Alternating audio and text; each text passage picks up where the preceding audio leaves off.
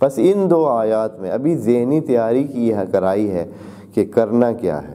جب اس قسم کے حالات ہوں تو آپ کو جم کے ڈٹ کے اپنے دین پر برقرار رہنا چاہیے. جو حالات پیش آئیں ان کے ساتھ مقابلہ کرنا چاہیے.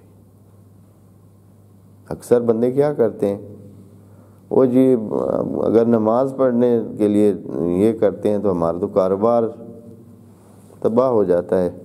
ہاں، نماز کے لیے صبح اٹھیں پھر نہیں ہو سکتا ہے، پھر نیند پوری نہیں ہوتی ہے، صبح دکان پہ جانا ہوتا ہے، تو پھر دن کو نماز کے لیے اگر چلے جائیں تو بہن وہی گاہکوں کا ٹائم ہوتا ہے، پھر نماز جو ہے وہ گاہکی کو خراب کرتی ہے. پتہ نہیں کیا کیا کتنے سلسلے ہیں.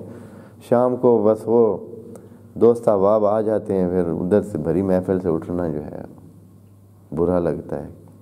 ہاں، کیا کہیں گے کہ نماز کے لیے یا یہاں سے اٹھ گئے، ہم بیٹھے تھے، ہم پتہ نہیں کیا کیا بہانے سلسلے، یا بچوں کو لے جانا ہے ادھر ادھر، یا پتہ نہیں کیا کیا ہو سکے.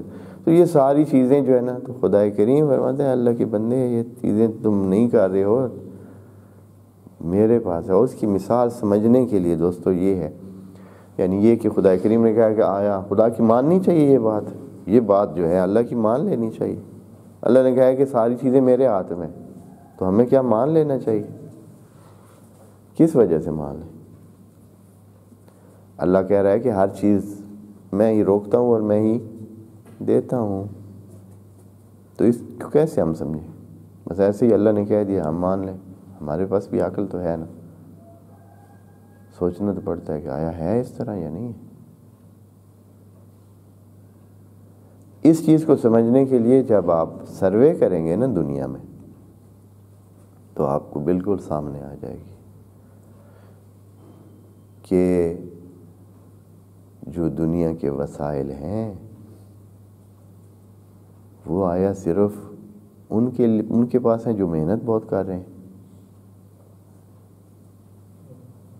جو محنت بہت کرتے ہیں ان کے پاس وسائل ہیں؟ نہیں ہیں. وہ تو محنت کر رہے ہیں صبح سے شام تک، مال جمع کرنے کے لیے وسائل جمع کرنے کر رہے ہیں، پر نہیں ہے. آیا عقل مندوں کے پاس ہیں وسائل سارے؟ جو بہت عقل مند ہیں، بہت چلاک ہیں، بہت ذہین ہیں، تو آیا وہ اپنی مرضی کے مطابق سارے وسائل حاصل کر رہے ہیں؟ نہیں کر سکتے ہیں، نہیں کر رہے ہیں. کیوں؟ چاہتے نہیں ہیں. چاہتے تو ہیں پر حاصل کچھ نہیں ہو رہا ہے. محنت کرنے والے بھی چاہتے تو ہیں لیکن حاصل کچھ نہیں ہو رہا ہے. جن کے پاس بہت بہت صلاحیتیں ہیں وہ آیا ہے. یا دوسری طرف سے دیکھ لیں، یہ ایک سائڈ تھی، ایک اس اینگل سے دیکھیں کہ بھائی دوسری سائڈ سے دیکھیں، جو بے صلاحیت لوگ، نکمے لوگ، آپ کئی نکمے دیکھیں گے، واہ بھائی واہ کیا کیا چیزیں اس کے پاس ہیں، نہ محنت کی ہے، نہ عقل ہے، کیا کیا وسائل ان کے پاس ہیں.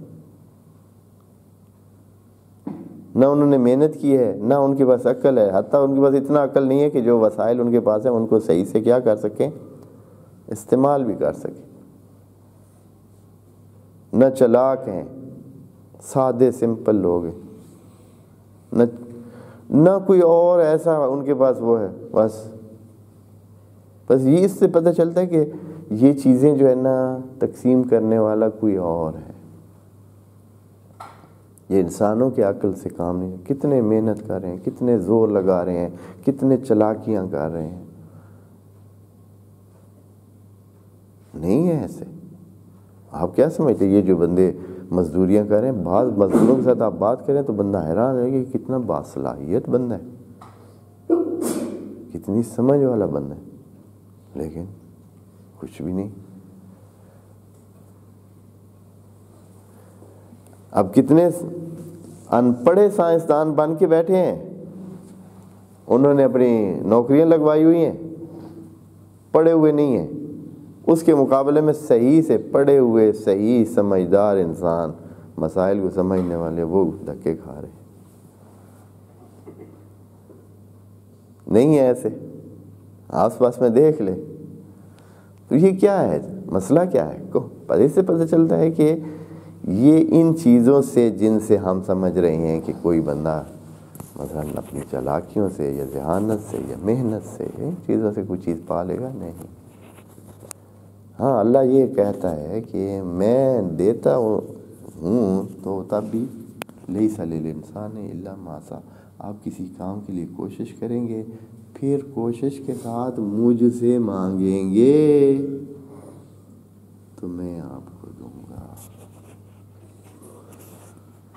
کوشش بھی کریں اور ساتھ مجھ سے مانگیں. اللہ یبسط اللہ یقبض و یبسط. یہ جملہ یاد رکھیں.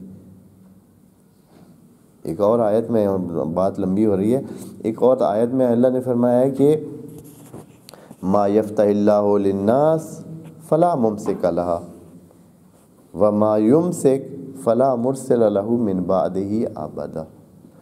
جس چیز کو اللہ لوگوں کو دینا چاہتا ہے کوئی روک نہیں سکتا ہے اس کو. یہ آیت ہے. ہم نے ایسے ان چیزوں کو اللہ کے بارے میں ہم اپنی سوچ ٹھیک کریں. ما یفتح اللہ للناس فلا ممسک لہ. جو اللہ لوگوں کو دینا چاہتا ہے کوئی اس کو روک نہیں سکتا.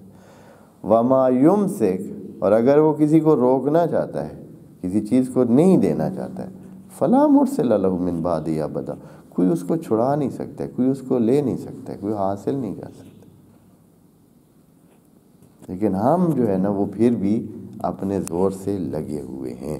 بہرحال ان چیزوں کو سمجھیں، توحید کو سمجھیں، پھر آسانی سے زندگی بڑی آسان بھی ہو جاتی ہے. اور زندگی میں کتنی چیزیں پھر بندہ خام خسار نہیں مارتا رہتا ہے. وہ جا کے 2-4 سجدے کر لیتا ہے مخلصانہ، بہت سارے مسئلے اس کے جو سالہ سال حل نہیں ہونے والے ہوتے وہ حل ہو جاتے.